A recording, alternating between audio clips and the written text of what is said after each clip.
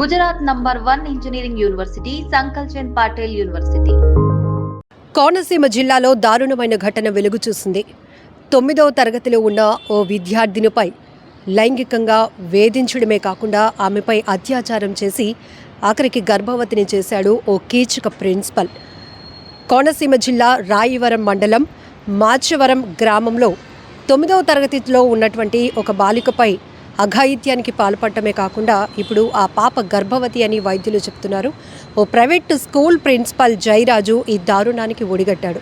అయితే ఆ పాప ఇప్పుడు 10th క్లాస్కి వచ్చింది.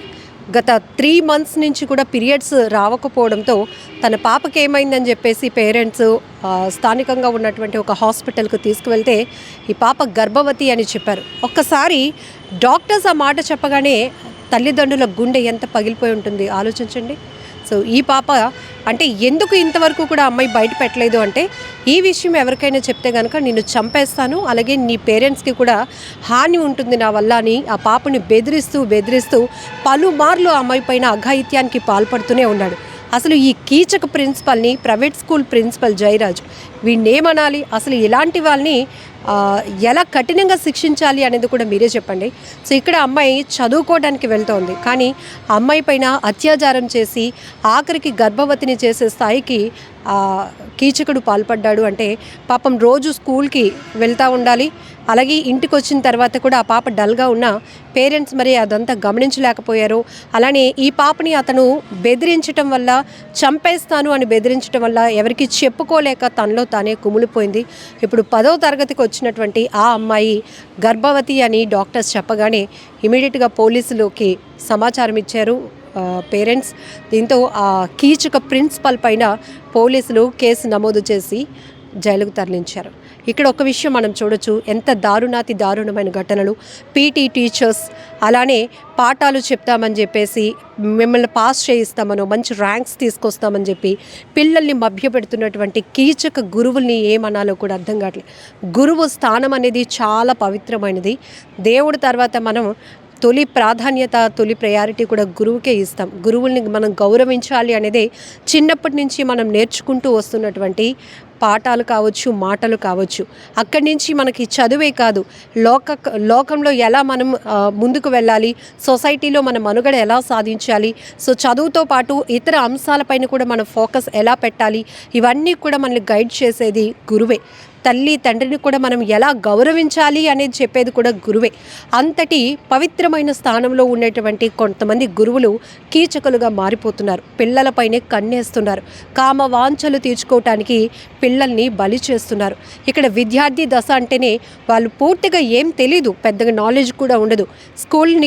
ఇంటి నుంచి స్కూల్కి వెళ్ళామా, చదువుకున్నామా, బాగా చదవడానికి ప్రయత్నిస్తున్నామా, కాసేపు ఆడుకున్నామా, ఫ్రెండ్స్తో సరదాగా మాట్లాడుకున్నామా, ఇంటికి తిరిగి వచ్చేసామా, సెలవులు ఇస్తే ఎక్కడికైనా అమ్మమ్మ వాళ్ళ ఊరో లేకపోతే బయట ప్రదేశాలకు వెళ్తామా, ఇదే వాళ్ళ మైండ్లో ఉన్నటువంటి షెడ్యూల్స్. అలాంటిది అభం శుభం తెలియలేనటువంటి విద్యార్థుల పైన ఇలాంటి కీచకులు, దుర్మార్గులు, వీణేమనాలో కూడా అర్థం కావటం లేదు. ఇలా రాక్షసత్వంతో ప్రవర్తించి వారిపై అఘాయిత్యాలకు పాల్పడి అత్యాచారాలు చేస్తే వాళ్ళు ఎవరికి చెప్పుకోగలుగుతారు? ఆ పాప ఎంత నలిగిపోయి ఉంటుంది. కేవలం నిన్ను చంపేస్తాను, ఈ విషయం బయట పెడితే మీ అమ్మని మీ నాన్నని కూడా చంపేస్తాను అని బెదిరించడం వల్ల అటు చెప్పుకోలేక ఇటు వాడి చేతులు నలిగిపోతూ ఎంతో ఎంతో ఎంతో నరక యాతన అనుభవించింది. ఆఖరికి సో ఋతుస్రావం అనేది మనకు తెలుసు, జనరల్గా ప్రతి అమ్మాయి దశలో ఎలాంటి మార్పులు వస్తాయో ఈ విషయంలోనే ఒక్కసారిగా అమ్మాయికి 3 months నుంచి పీరియడ్స్ ఆగిపోవడం వల్ల ఈ ఏజ్లో ఏంటి ఇలా జరుగుతోందని పేరెంట్స్ డాక్టర్ దగ్గరికి తీసుకువెళ్ళగానే మీ అమ్మాయి గర్భవతి అని చెప్పారు. ఆ మాట వినగానే ఆ తల్లిదండ్రులకు గుండెలు పగిలిపోయాయి. ఆ పాప ఎంత రోధించి ఉంటుంది. తను ఇప్పుడు 10th క్లాస్, మంచి ర్యాంక్ తెచ్చుకోవాలి, నెక్స్ట్ ఇంకా నాకు చాలా ఫ్యూచర్ ఉంది, నెక్స్ట్ ఏ కాలేజ్కి వెళ్ళాలి, లేకపోతే ఏం చదవాలి, ఇలా తన ఫ్యూచర్ని డిజైన్ చేసుకోవాల్సినటువంటి ఒక అమ్మాయి భవిష్యత్తును అర్ధాంతరంగా చెడగొట్టాడు, చెరిపేశాడు అని చెప్పొచ్చు. ఈ కీచక ప్రిన్సిపల్కి ఎలాంటి శిక్ష వేస్తే బాగుంటుంది, ఇలాంటి వాళ్ళు ఇంకొకసారి ఇలాంటి ఘటనలు రిపీట్ కాకుండా ఉండాలి అంటే కూడా చట్టాల్లో కూడా చాలా మార్పులు రావాల్సిన అవసరం ఉంది.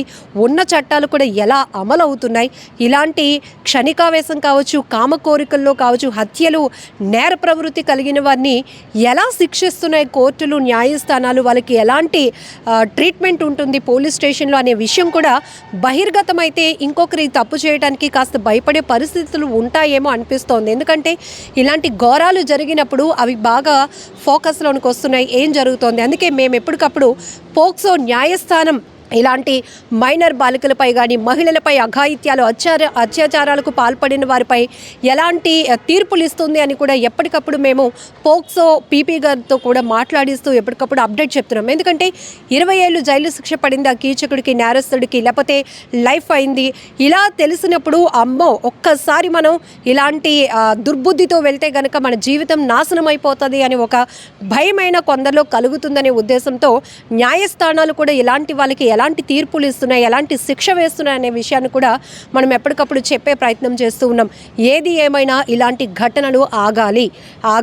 ఎందుకంటే ఇప్పటి వరకు మనం మహిళల పైన అత్యాచారాలు చూసాం, అఘాయిత్యాలు చూసాం, అది చంపేయటాలు చూసాం. కానీ ఇప్పుడు పసి పిల్లల నుంచి, నెలల పసికందుల నుంచి వృద్ధుల వరకు ఎవరిని కూడా విడిచిపెట్టే పరిస్థితులు ఉండటం లేదు.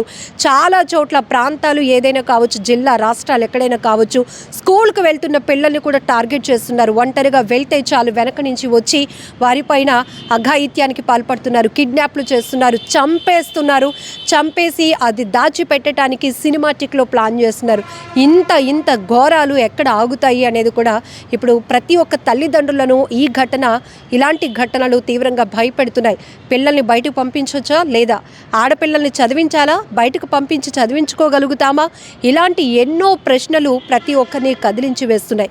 మరి ఇలాంటి ఘటనలు ఆగాలంటే, ఇలాంటి దుర్మార్గుల్ని శిక్షించాలంటే ఎలాంటి శిక్షలు అమలు చేయాలి? మీరేమనుకుంటున్నారో కూడా కామెంట్ బాక్స్లో మెన్షన్ చేయండి.